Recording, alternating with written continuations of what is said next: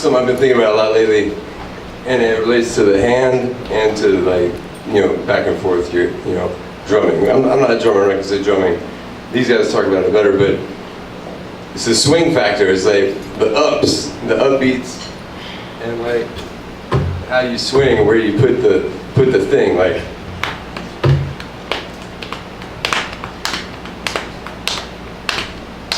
The upbeats, like 1, 2, 3, 4, 1, 2, 3, 4, 1 again.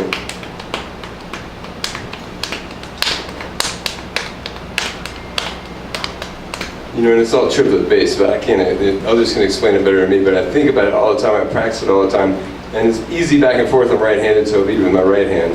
I've been playing a lot of bass lately, and I realized that I need to be leading with my middle finger, and let that index finger do the upbeats. And then, so therefore, my index finger is the swinging. And then I realized, well, when I'm finger picking with my thumb's doing all the downbeats, and once again, my index finger is swinging. So that index finger can't be tied down, it's got the thing. Now when I'm raking strings on the bass, it all goes out the window. But if I'm just playing, another thing about playing bass I've learned is I like playing on one string because the timbre of the notes don't change. So it stays, it's a consistent velocity of tone, of note. And I'm just leading with that middle finger. I don't know what I've been doing the rest of 45 years of my life, but now I'm trying to lead with my middle finger. What do you think of that? That's great that you, yes, it makes complete sense. I've been playing bass just forever, so for me, I don't think about what goes first. But the thing that he mentioned about the string, playing the one, that's huge. It's a different thing on the rhythm, but I don't play 5 strings regularly, but the thing I love is playing the E on that B on the 5th fret. Yeah. It's so massive. And so, yeah, man. And you can manipulate it with your... Oh, God, it just sounds... That's why this A, or this A sounds better than this A. Yeah. You know what I mean? So, yeah, I'm down with that. But as for what lead finger, I have no idea. However, John had a great seminar earlier today on drums, and he spoke of the triplet thing extensively. And if you could do that shortly on just thinking about what you were just talking about, follow up on what Luther was just saying. Well, if you were to remind, it was like playing on the hand, with the hand of the 4. You remember, and that's kind of what he was talking about right now with the middle finger and the front finger. It's coming from that old school swing thing, which is basically the same thing as funk, hip hop, bebop. All it means is you grabbing and putting an accent on the weaker part of the beat, especially in the case of and before, or right before 1, you put that emphasis. Drummers love to do it. With the, you don't hear them on the downbeat. Because the dance is in the upbeat, and that's what gives it that scoop, that funk, that bop, that syncopation, whatever you want to call it.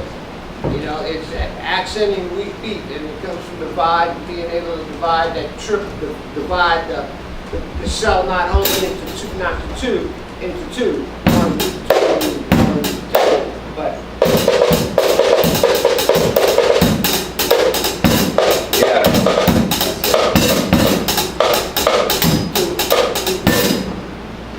it's really.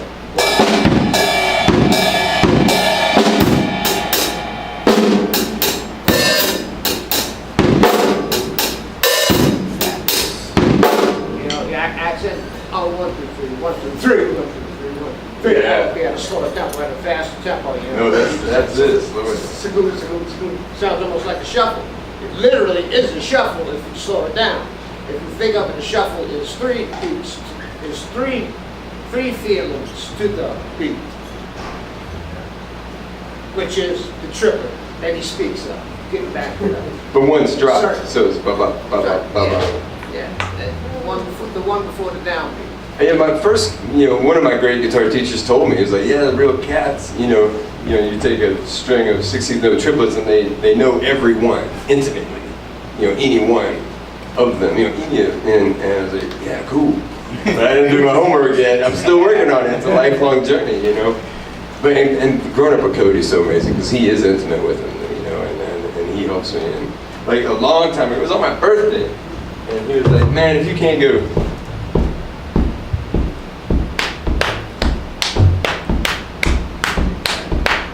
you ain't hitting all shit. You know, if you can't tap 3 over 4, maybe I didn't even do it right. But, so I was driving up to see my current wife, who turned up and practicing in the car, you know, trying to get that 3 over 4, and 3 over 4 is my favorite thing. I love to do it. You were thinking of something. Well, yeah, I think all of what you guys are saying applies to rhythm guitar. I think like Right. the accents are everything to me, and finding those spaces. You know, I spent a lot of time playing in bands with 2 guitars, and a lot of what we did was found the space. Because it's the whole thing with playing in a band. Period. When you're playing rhythm is not only finding the space where you can find your spot, but also leaving enough space for the singer, for the rest of the band, to feel it, you know, because I think those accents really hit home when there's space after them and before them. So I think that was something we were touching on just now in playing as an ensemble is like, you know, when one guitar player is playing some chords up here, generally I'll try to go down here. Or, you know, going back to what he said about the bass, you know, playing the bass on one string, those accents can be punctuated by where you play on the neck, you know, like I was playing James Brown, but it sounds totally different on this string, the same note. So a lot of times when you play lower down here, you're going to get a different tension to it.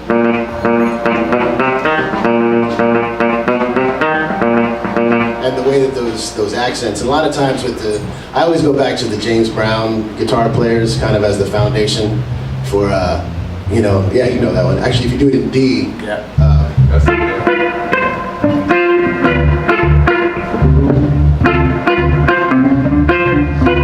you know, and then the other one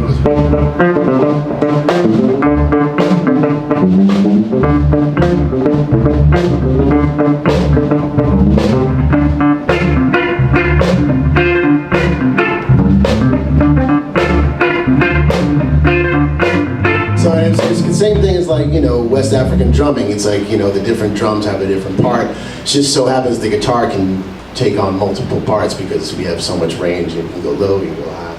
So I think that was the foundation for me in learning the rhythm stuff. And then, you know, there's obviously like the New Orleans, like Leo Nocentelli and a lot of guys from there that kind of took their spin on it. In Leo's particular style, one of the things I learned from that is that you don't have to play the full chord. When I first learned chords on the guitar, I learned like, you know, all the bar chords and like the open chords, but no one ever showed me, you know, and I think those are important because when you have a bass and you have an organ, why do you need this? You know? So in a lot of those, you know, what I'm trying to think of.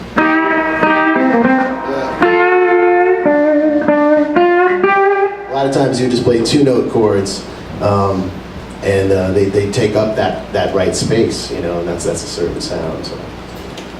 I think I just diverted a bit. No, man, I think you're on. That's exactly why we're here, man. And so many guitar players play those big full chords. And the other thing is, my dad used to call it keeping time on the strings. Yeah. You know, like Exactly. Yeah. the part is really just.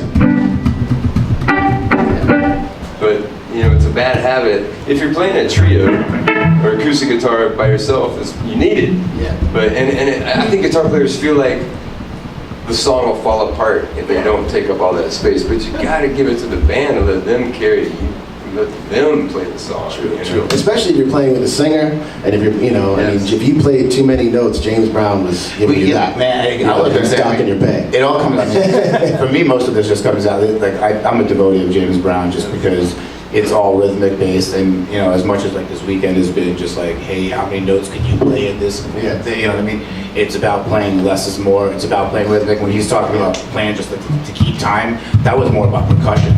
Yeah. We just added more because I mean, when you're thinking about Catfish versus Jimmy Nolan, most of those licks are like Catfish, Country Kellum doing the things. And then, Well, and the thing about that tripped me out, and actually Shmeens, Adam Smirnoff was the other guitar player in Lettuce. He and I used to sit together and just, that was the whole thing. And Adam, our drummer, was like, no.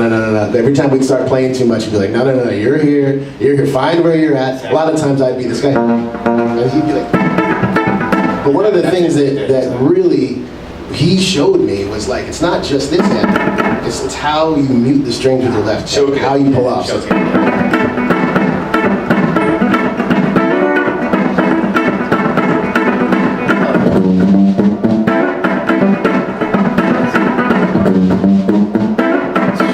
that's like the lettuce, that's the foundation of it.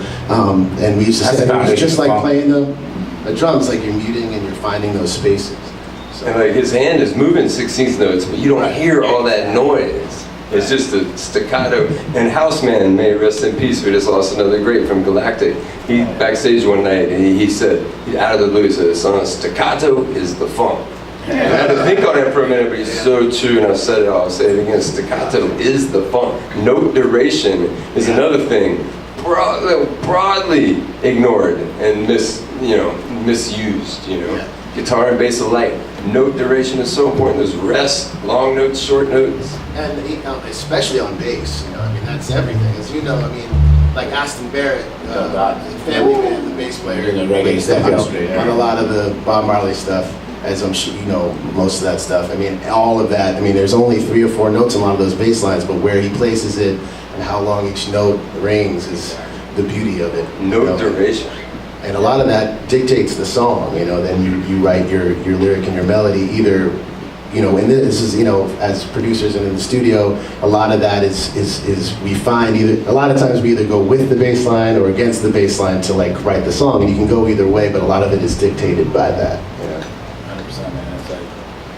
Yeah, bass guitar, even the drums, that's how much they're playing, and less is more. I guess said less is more, you know what I mean? And so less could be, instead of going, could just be, on top of what these guys are doing, all of a sudden, this long note. You listen to Fela stuff, the bass lines are super simple because they've got 3 guitar players and a horn section, and the bass lines are just like,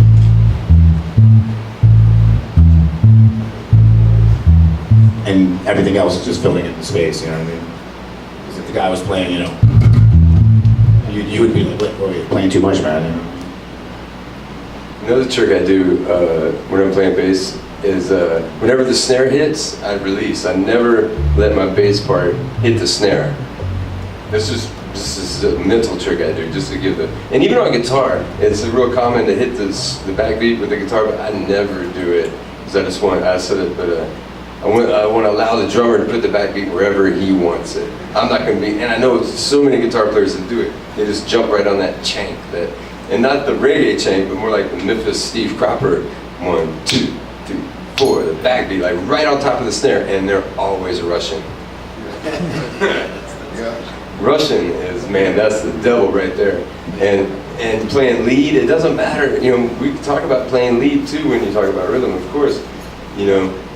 It's something that I try to listen and be aware, and I feel myself speeding up and got to get back in the pocket playing rhythm or lead. It's crazy. I'm just not blessed with solid time, Some people are.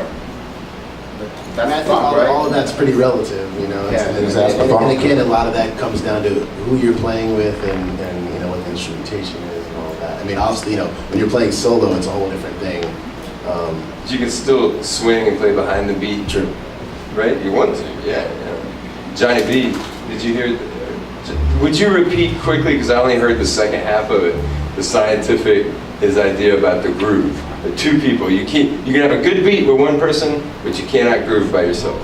You mind repeating that just real quick? Yeah, it's like, it has to do with learning how to play with people, and then, you want to get a groove together. I believe that a groove is something that is much larger than one person alone. I think it takes at least 2 people to make a groove.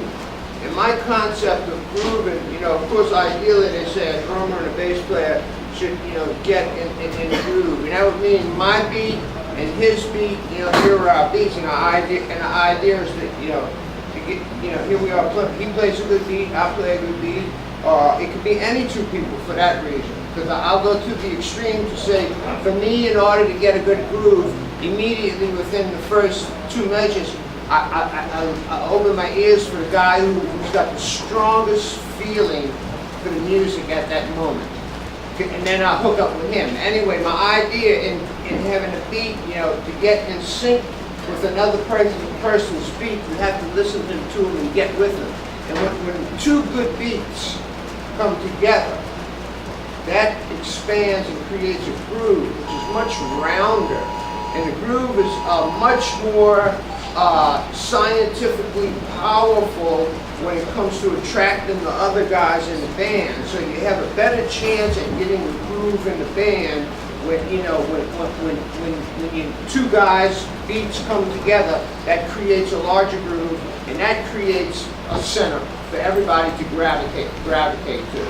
So when trying to groove, that's not important how virtuoso of a player you are. It's really about how well you can listen and get in shadow dance with somebody, you know, and you know, because that's going to be big, and that will automatically suck the other cats into their fun, and that's going to suck the people in, and it's just a chain reaction of molecular structure. You know, it's what it is. When these two molecular structures when these two sound, you know, vibrating sound waves come together, you know, whether it be the bass player and the drummer, whether it be the trumpet player, because I love the way the cats say, look at my right hand's with him, man. Right. Bass player, man, you better get with me, because I'm going with this man. This guy's got an attitude, and I'm going with it, you know, because he's stronger than anybody's beat up here, you know. So, and you know, then the rest of the thing is drawn to that scientifically, you know. There's nothing mystical about it. That's You know, it's the science of the world. And you're talking sympathy, empathy, cooperation. Yeah, gotta give it up. Gotta give it up.